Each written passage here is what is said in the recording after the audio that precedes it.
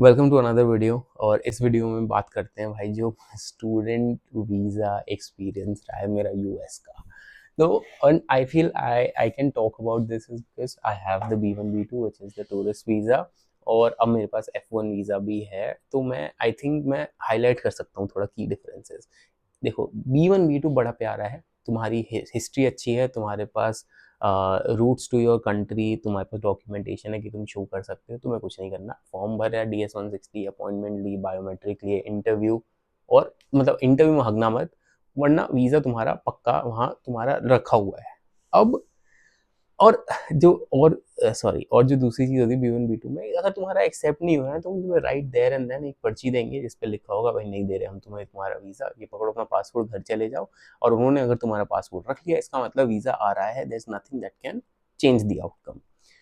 F1 में भाई मुझे नहीं पता था, पहले तो F1 का एडमिन अलग है, तो F1 में एक आपकी वीज़ा फ़ी के अलावा एक सर्विस फ़ी, SEVIS, ये फ़ी अलग से आपको डिपॉजिट करानी होती है, विच इज़ फाइन। आपका जब कॉलेज आपको I-20 भेजेगा ना, तो उसकी गाइडलाइंस में लिखा होता है कि आपको ये करना है, वेबसाइट वगैरह सब होता है, आपने भर दिया, आपने DS-160 भरा, आप भर रहे हो। अब क्योंकि नया रूल जो आया है इनका, उसमें आपको अपना सारा सोशल मीडिया वगैरह सब डिक्लेयर करना है 5 साल का। तो अगर कोई भी आपने जितनी ईमेल्स वगैरह रखी हैं वो डिक्लेयर करोगे, सोशल मीडिया अकाउंट्स डिक्लेयर करोगे, जितना मतलब जितने भी सोशल मीडिया है जो भी आप सोच सकते हो। और अगर सोशल मीडिया के ड्रॉप डाउन में आपका वाली वेबसाइट नहीं है, जैसे लिंक्डइन नहीं है DS-160 में, एटलीस्ट सिंगापुर वाले में, तो आपको अदर्स में जाके करना होता है। और अब दूसरी चीज़ ये है कि ये तो आई थिंक दोनों में एप्लीकेबल है कि जो DS-160 में तुमने भरा है ना, वो अपने दिमाग में रखो, ऐसे फेक मत करो कुछ भी कि तुम्हें अगर उसने सवाल पूछ दिया वहाँ पे तो तुम्हें पता नहीं हो या आंसर मैच ना हो, क्योंकि जब तुम जाओगे तो DS-160 फॉर्म खुल के आ चुका है उसकी स्क्रीन पे, वो वहाँ से पूछेगी, वैलिडेट करेगी, तुम्हें आंसर नहीं पता है, वीज़ा खत्म। बट स्टूडेंट में थोड़ा सा ना अलग है। तो मैं इंटरव्यू के लिए पहुँचा हूँ, तो पहले तो ये देखो, तुम डॉक्यूमेंट का जत्था देखो, कम से कम there are like 200 pages in this. अब इसमें साथ जो भी डॉक्यूमेंटेशन है, और थोड़ा ज़्यादा इसलिए क्योंकि बीवी का भी डालना पड़ा था वहाँ पे कि बीवी न्यूयॉर्क में क्या करती है, कहाँ काम करती है, उसकी सैलरी, उसका स्पॉन्सरशिप लेटर। बट कसम से उसने ना एक डॉक्यूमेंट नहीं मांगा मुझसे, एक भी document. I tell you the reason is, एक तो मैं यूएस 5-6 बार ऑलरेडी एंटर कर चुका हूँ और बढ़िया ऐसे 2 हफ्ते 3 हफ्ते में हर बार एग्जिट किया है।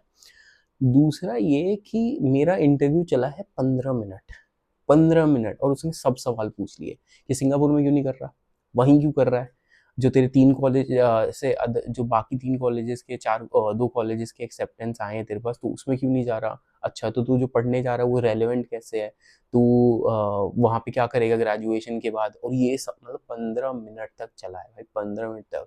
उसके बाद बीवी के बारे में, वो क्या करती है, कौन से वीज़ा पे है, कब एक्सपायर हो रहा है। तो कुल मिला के उसने सारी हिस्ट्री पूछी। निकलते वक्त उसने मेरे से एक सवाल पूछा, क्या तूने अपना पूरा जो सोशल मीडिया है क्या तूने पब्लिक कर दिया है।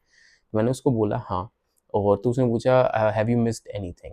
अब मैं क्या कह रहा हूँ कि अवेयर रहना है इंटरव्यू के टाइम, कि मैं अगर वहाँ अवेयर नहीं होता ना तो मैंने एक बहुत की पॉइंट मिस कर दिया होता, क्योंकि उसने मुझसे पूछा तू क्या करता है यहाँ, मैंने बोला मैं तो वर्किंग प्रोफेशनल मैनेजर हूँ PwC में।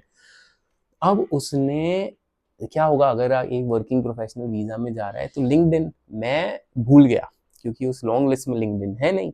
अदर्स में मैंने अपना मीडियम अकाउंट डाल दिया था। अब मुझे पता नहीं था कि आप और डाल सकते हो, तो मैंने उसको बोला नहीं नहीं, I have missed my adding my LinkedIn account. तो अब क्या करना है, तो उसने बोला नहीं कुछ नहीं करना है, मैंने I taken a note about it और विल लेट यू नो। अब स्टूडेंट वीज़ा में भी अगर रिजेक्शन है ना, तो आपको तुरंत पर्ची मिल जाती है। बट जहाँ फटती है, जहाँ तुम्हारी लुप लुप होगी ना, वो ये है कि हर स्टूडेंट वीज़ा का केस होगा, उसमें तुम्हें एक फॉर्म मिलेगा 221G, जिसका मतलब होता है कि जो ऑफिसर है, they are they have not made a decision but they want to give you a visa. तो कुछ एडमिन प्रोसेसिंग है जिसकी वजह से वो रुका हुआ है, उसने तुरंत आपको अप्रूव नहीं किया। और ये सबका होगा, ऐसा कोई केस नहीं है जब से न्यू लॉज आए हैं वो सोशल मीडिया वगैरह वाले, कि आपको ये मिलेगी ही मिलेगी पर्ची। पर्ची कैसे दिखती है, ये देख रहे हो, इस पे ऊपर यहाँ लिखा है 221G, ये यहाँ दिख रहा होगा ये। अब इस पे मैं पढ़ के दिखा देता हूँ, इसमें 3 चीज़ें लिखी हैं जो एक्शन आइटम है। वो ये है कि सॉरी, मैं पढ़ ही देता हूँ।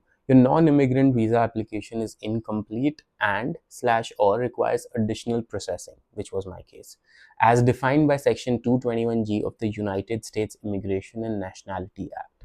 Failure to submit required information within 1 year will result in the expiry of your visa application.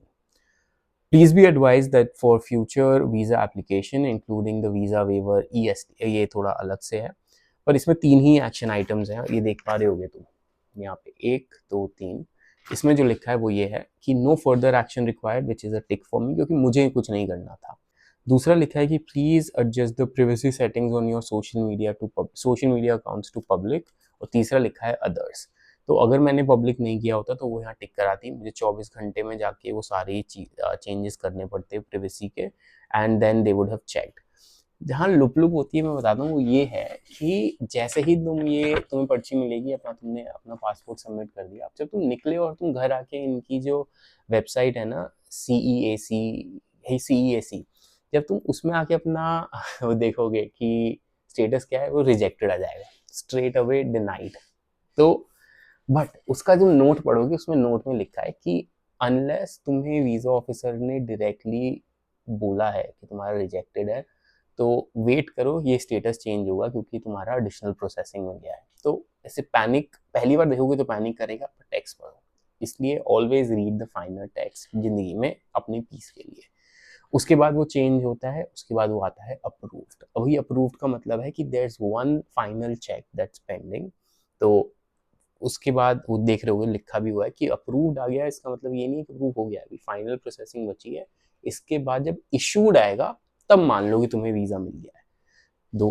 और ये ऐसे है कि ऐसे आज मैंने चेक किया डिनाइड, जिस दिन मैं आया था ऑब्वियसली तो थोड़ी सी मेरी फटी, अगले दिन मैंने चेक किया तो अप्रूव्ड, और उसके अगले दिन मैंने चेक किया तो इशूड, और अगले दिन मेरे पास मेरा पासपोर्ट आ गया था।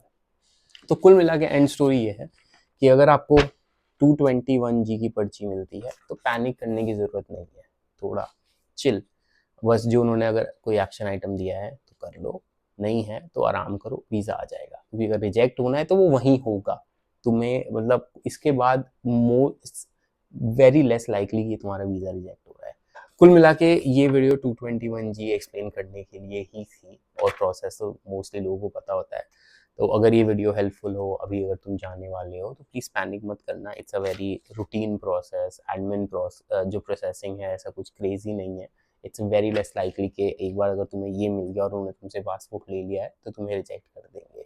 अब ओबियसली अगर तुम्हारा सोशल मीडिया ऐसे हिस्ट्री ना हो कि तुम भैया समझ रहे हो ना कि क्या चीज़ें पोस्ट कर रखी हो, तो बस यही सब चीज़ें आपको ध्यान रखनी है।